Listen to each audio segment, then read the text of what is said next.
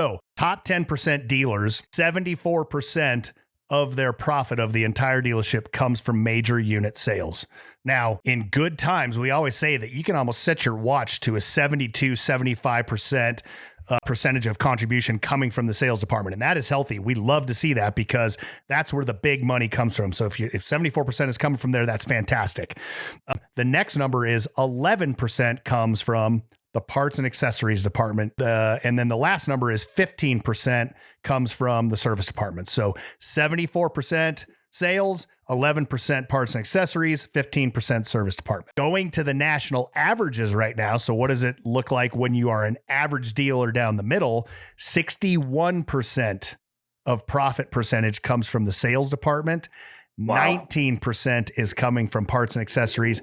20% is coming from the service department. Now, what I don't want people to do, I don't want you to look at this as like, well, hold on. That means that parts and accessories and the service department are kind of winning the day. And you always tell us, Tony, that you want fixed. Yeah, I do.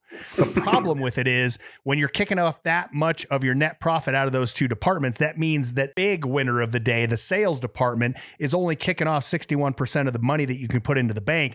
Man, that makes you are fighting an uphill battle with one arm tied behind your back. So 74 to 61. That's the number that stuck out to me. Like, holy Moses, 13 percentage points behind what the best in the business do. What does that say to you guys? You know what I'm struggling with over here, Tony, because we get this from some of our guys in our Garage One group we've talked about how important fixed ops are. We've talked about how important service is for retention. And it gets to the point where people are like, service is the most important part of any dealership that's out there. And I'm like, yes.